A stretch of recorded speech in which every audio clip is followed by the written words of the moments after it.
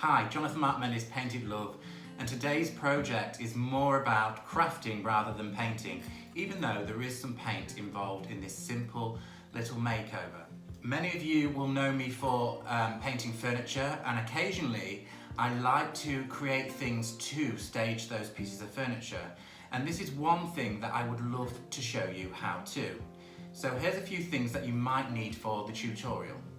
So first up, the main thing that you're going to need for this project is an old book. Something that has no use anymore. This one would be fine even though the spine is broken on it. You could use a modern book, like this joke book. Any of these books that you might have that were ready to go to the charity shop or even onto a new life. We've all got books knocking around the house. It could also be a ring binder or an old diary or even a new diary. Also for the tutorial, you're going to need some fabric. Now, the fabric is crucial to how the end results will work on this project. So I've got cotton fabric. This fabric has got a high thread count. So anything from a man's old shirt, that if you pick out a men's shirt with a cotton shirt, you'll know exactly, it's fine, it's really fine in texture. This is a shirt. Ladies, you might have other different types of fabric knocking around. This is actually some old curtain fabric. Certain fabrics like these ones perhaps won't work. This is slightly thicker and more woven. This is an upholstery fabric, so that's a no, even though the pattern is gorgeous. This one is gorgeous, a William Morris piece of William Morris fabric that is from some old curtains, and I think we're going to work with this one today. I love this pattern, it's one of my favourites.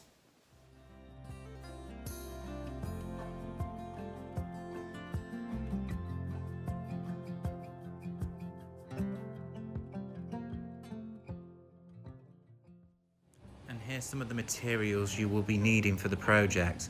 Some white craft glue, wood glue or PVA, a variety of scissors, a water spray or atomizer and a mixing bowl, alongside brushes and foam applicators. And of course a book, an old diary or even a ring binder will work for this project. Not to forget white paint. I'm using chalk paint here. Okay, so I've chosen my book. I've gone for the modern book. This is a hardback book. The hardback books are the best for this project. You need the type that when you open the page, fold the cover back, you get that little hole in the spine there that's independent. So these do work the best. The old books do the same thing, so you can use an old book or a modern diary, but as long as it's hardback. Let's get to prepping the surface of this book ready for the project.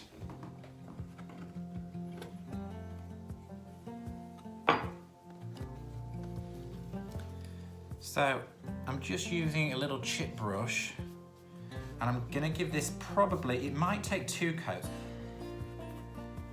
So the surface of this wants to be white out.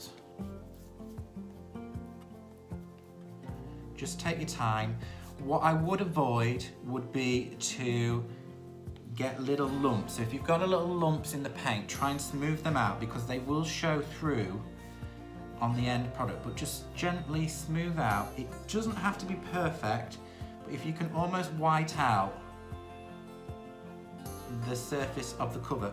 I mean, this cover on this book is quite pale anyway, so it won't take a lot of paint. But if you've got something that may be a little bit darker, like this surface, you're gonna probably need about 2 coats of paint, maybe even 3.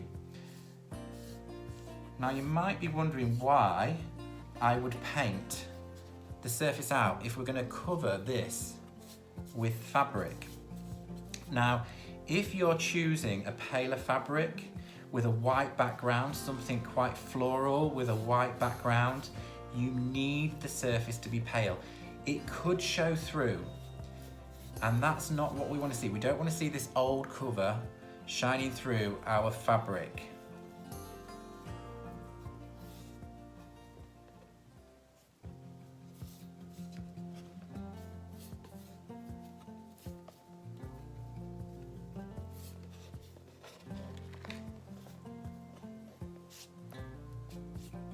I think we might, once this dries, we might get away with one full coat, and that'll be it.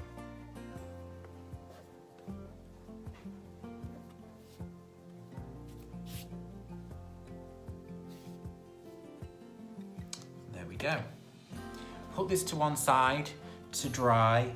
Make sure it's good and proper dry, and then we'll be on to the next part. So whilst I'm waiting for the base coat of the book to dry, I've been deliberating on which fabric that I would use for my project. Now I've got two pieces of fabric, or three pieces of fabric that I really, really love. This is one of them. It's an old pillowcase, and I just love the colours and the tones in this one. So that's a potential that I've been mulling over in my mind that I might use. The William Morris, I think, is an absolute must for me. I love this colourway. I have a lot of greens in my house. There's greens and orange. You can see from the background, this room alone has got lots of these tones in it. So this is the one I'm passionate about, but I can't also resist but use this fabric. It's an old duvet cover. It's vintage actually. I found it a long time ago in a charity shop, and I've used it many times before. It's got these beautiful jays on there, birds and florals and gorgeous roses. Now I've used this on a large piece of furniture.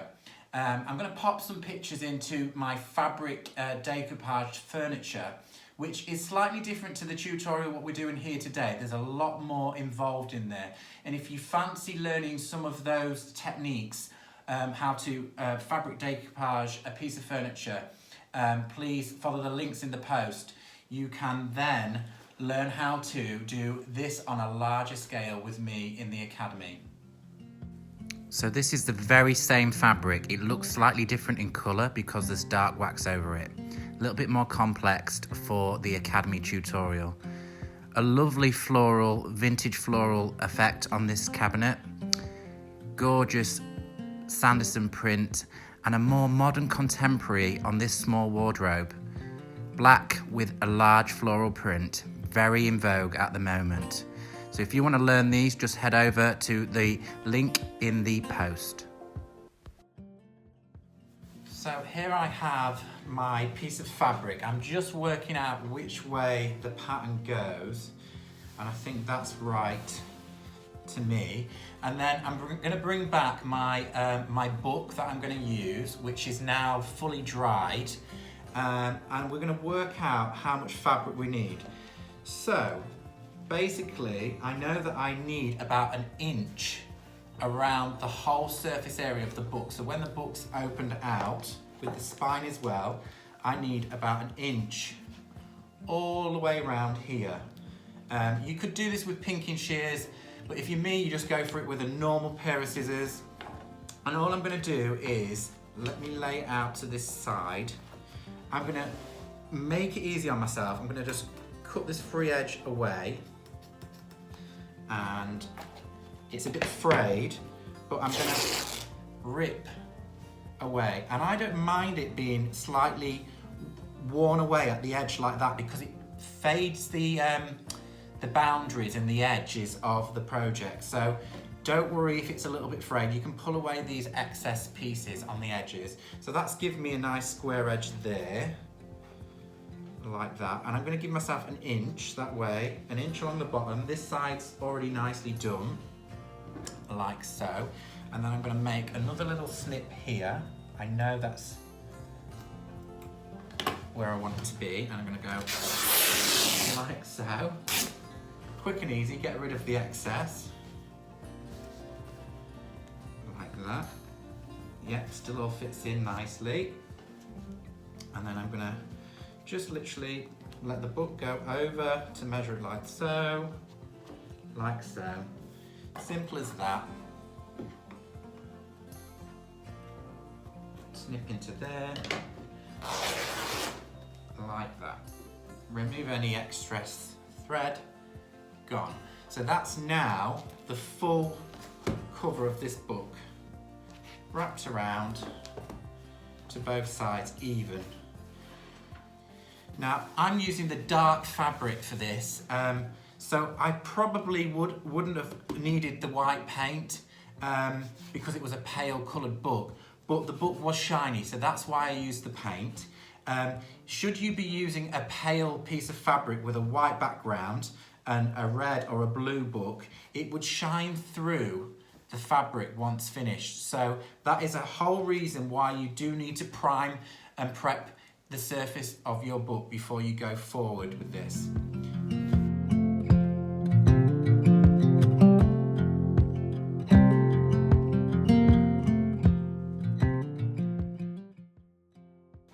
So I've taken my fabric to the dressing room and I've just pressed it with an iron on the cotton setting on the iron, just to get any creases out of my fabric so it's perfectly flat. Creases will cause you a few problems further down the line if you don't take them out. So it's nice and smooth now. I've pulled away any frayed edges so they're not going to get in the way whilst we're working on this. And then we're going to move on to the glue. Now I'm using this, I've got this big gallon glue, which is PVA glue in the UK. It could be Elm's craft glue or children's white craft glue, which you can mix with water and it dries clear. So I'm just going to decant some glue into my bowl, like so. That will be enough for now. And I'm going to use my atomizer, my water spray. A lot of my furniture painters use atomizers, but you can use a normal garden water spray. A plant spray will do the same. The trick is with the atomizer, it means that you're putting minimal amounts of water into the product. And it doesn't mean that you're going to overload it. The amount of water is very little really, just so it's a bit more fluid in its consistency. Too thick and it dries up quick and it gets a bit too sticky. You do need the fabric to get quite wet with the glue. I'm going to put a little bit more in. That's it, and it'll make your product go a little bit further. Also, I'm using a small art chip brush here. You could use the foam applicators or any other chip brush that you might have, or craft brush will work just as well. Right, now for the messy part. So we're going to take the book back, we're going to bring it over like so, open it out, and we're going to use the glue on the book first. You've got to work relatively quick for this. It will have quite a large open time because we've mixed some water into the craft glue.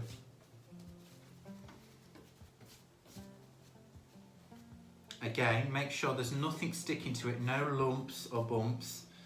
We'll do the other side. You might want to cover your surfaces up. This is why I'm working from this glass circle, not directly onto my dining table. I wouldn't put newspaper down because you'll get all sticky with newspaper. Maybe a plastic sheet down. Although this it's water-based, it will come off any surface quite easy.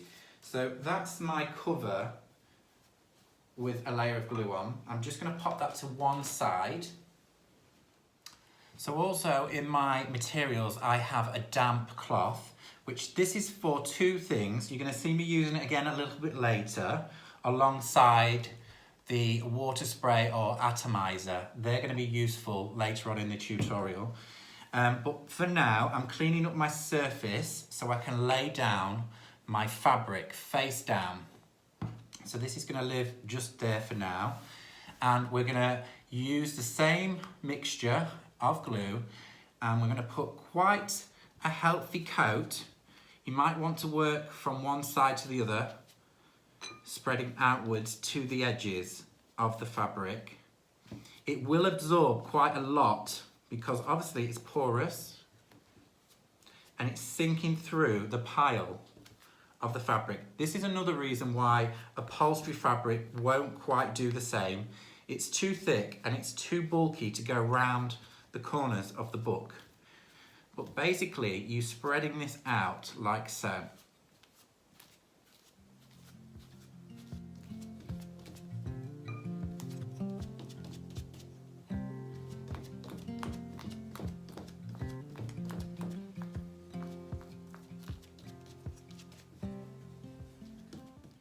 Okay, we're bringing the book back. So this is the outside cover. It's a little bit sticky still with the glue. There's a couple of things you can do with the book to help yourself if you're not confident with this. You could wrap the inner pages, these pages, with some plastic and then tape on to secure so you don't damage the pages. Or, like me, I'm just using a elastic band over all the pages to keep them together so it makes it much easier to handle. Just so they're out of the way for the time being while we work on covering the outside with the fabric. So I'm going to work out which way the book is. It's that way around. I'm going to drop this more or less into the middle, giving that inch gap all the way around the edges, which looks pretty good to me at the moment. Right, now what we've got to do is we've got to work very carefully. Each corner needs some small scissors, and we need to remove a corner giving about 2 millimeters from the edge of the corner on a 45-degree angle, like so. So each corner is going to lose a little bit of fabric.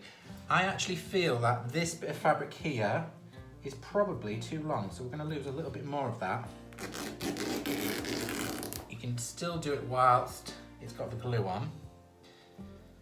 Undo that, that's it. And we take this corner off too, leaving just a small gap between each corner, like so, but a 45-degree angle. This is so we can fold all of the corners in.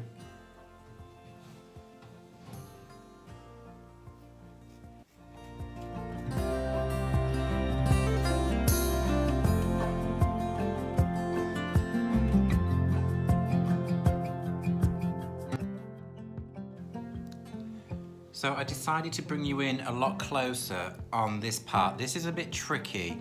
So where the spine meets right here in the middle, we have to make 2 more snips to the fabric whilst it's wet. And I'm going slightly on an angle. So from there to there, I'm kind of giving a way to inwardly to the cover, if that makes sense. I'm just gonna, you can do it almost in a straight line, but I'm just gonna use a pair of sharp scissors. Now, these scissors kind of want to be a bit like nail scissors, something a little bit. You just snip away very, very slowly towards the spine. You need to connect the spine and do the same on the other side. Very fiddly, but it'll all make sense in a moment.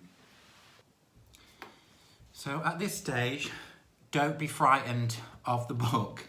I've cleaned up a little bit with my damp cloth as I've gone along, and I've closed the book back up so I can just check that this flap is in line with there and there. So first thing first, I'm going to open the book right back out. Try not to touch the pages too much. If I can do this here. And I'm going to take my scissors and the little flap, I'm going to poke it down the spine. There should be a little hole. When you open it out, there should be a little hole in there that you can just poke that fabric in, like so. And do the same on the reverse. Open this out, poke that little sliver of fabric from the spine into the spine of the book. It is a bit fiddly, but you'll get there. Once it's in, it kind of stays. So that's that. Now we can close the book again. So that kind of deals with that first bit of fabric. It's gone into the spine of the book, nice and neat. Now I can kind of close the book, open the book, sorry, and I'm going to address these edges. So we're going to add some more glue.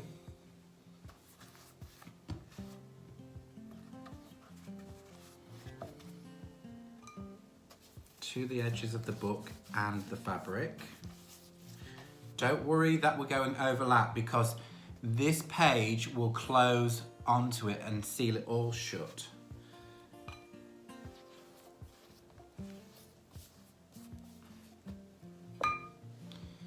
So that is going to go over, and that is going to go over that way, and smooth it out with your fingers.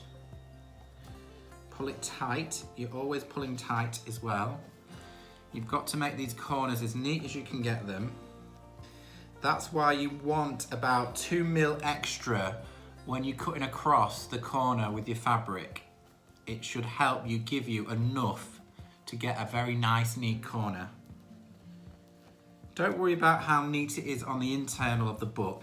And you can see, because I've got the frayed edge, I can smooth that into the book like so. So that is, and then we can use our hands to smooth up now, to stretch it along. It is fiddly, but well worth the effort. Right, that feels good to me. What I'm gonna do now is apply more glue to this surface here, over the edges. Like I said, over the cut edge, quite a bit of glue on the cut edge there. And that should harden up over time, like that. And then I'm going to remove this band, or just remove one page at least, or the first 2 pages. Usually you get a spare page that's quite white. There we go. Oh look, dreams. And then I can bring that page over the top like so, like that. And then we're going to flip the book back to the other side. And I'm going to spin this around and work the same way again, pulling tight on the other side, and then the same as before, smoothing down, removing any loose thread, bending that side round here. It is very fiddly, but the effort that you put into this is really going to show at the end. So I know that I have to cut another little piece off here, just to allow it the freedom to go around that corner.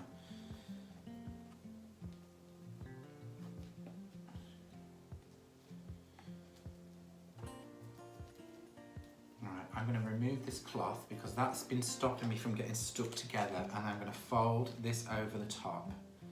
Bring it up, and then right back down onto itself, and I can smooth in and push the corners nice and smooth, and tuck in any excess fabric that didn't go into the corners, into the spine as I go along. So you get a really nice clean edge along that edge. Same on the underside. Yeah, tuck them in. Right, the next part of the technique is to make sure, whilst this is drying, that you don't get bubbles in it. You can use your atomizer just to slide, as it dries, it'll become very nearly dry, and you might find 1 or 2 wrinkles. That's because you've not got enough glue through the fabric. You can reactivate the glue with the atomizer. Also, using your cloth, your damp cloth, you can smooth out and clean up any excess glue that you don't want to be seen as you go along. It'll clean it all up. We'll clean this as well and just kind of wipe off the excess glue. And you should see the colours reveal themselves much freshly.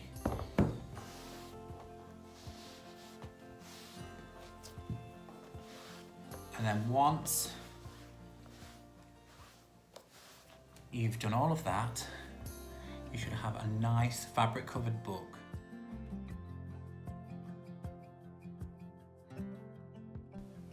I think the end results speak for themselves. Other tips: whilst the book is drying, do not leave in the sunshine. It'll dry too quickly. And if you get any air pockets or bubbles, just use your atomizer or spray bottle to smooth down. They'll come flat, and let it dry in its own time. I hope you enjoyed the tutorial. I'll catch you all next time.